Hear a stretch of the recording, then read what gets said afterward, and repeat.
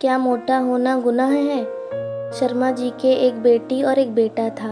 बेटे का नाम अजय और बेटी का नाम लता था।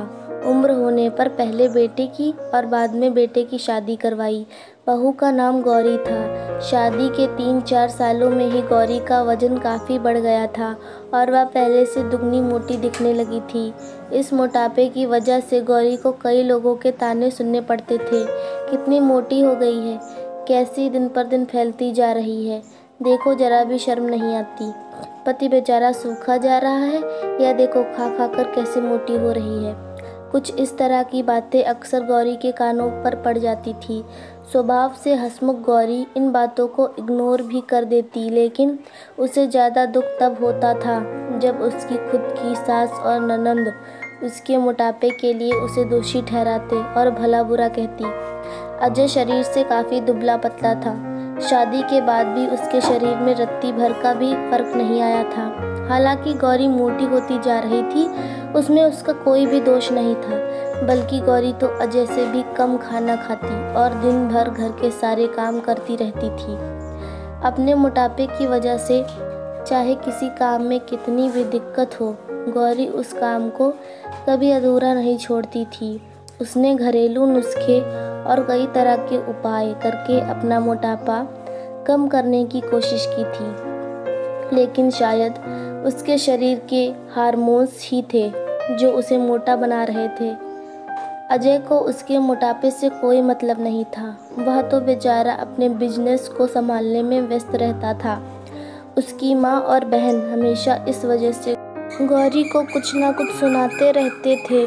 गौरी को जब भी मौका मिलता अपने पति से इस बारे में बात करती थी और कहती थी कि अपनी माँ और बहन को समझाओ, मैं मोटी हूँ, उसमें मेरा कोई दोष नहीं है।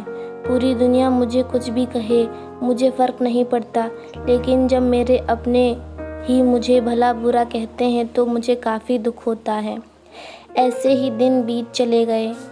एक दिन गौरी की सास ताज़ी हवा लेने के लिए जब छत पर गई हुई थी, तब वापस लौटते समय उनका पैर फिसला और सीढ़ियों से वह गिर गईं। भाग्य से वह बच गई, लेकिन उनके पैर में बड़ा फ्रैक्चर आया। उनको अब एक जगह से दूसरी जगह जाने में भी काफ़ी दिक्कत होने लगी। बिना किसी के सहारे के वह ऐसा कर ही नहीं पा रही थी। जिस मोटी बहू को वह रोज़ाना ताने मारती थी, आज वही बहू उनका हर काम कर रही थी और उन्हें एक जगह से दूसरी जगह ले जा रही थी। उनका खुद का वजन भी 75 किलो था, जो उनके बेटे अजय के लिए भी उठा पाना संभव नहीं था। हमको विचार आया कि बहू शरीर से भरी पूरी नहीं होती तो आज उनका क्या होता है। गौरी की सास को गौरी के साथ किए हुए अपने बुरे बर्ताव के लिए पछतावा होने लगा। उन्होंने एक दिन मौका देखकर इस बात के लिए गौरी से हाथ जोड़कर माफ़ी भी मांगी। गौरी ने कहा, अरे माँ जी, आप माफ़ी क्यों मांग रही हैं? आप मुझे समझने लगी, मेरे लिए इतना ही बहुत है।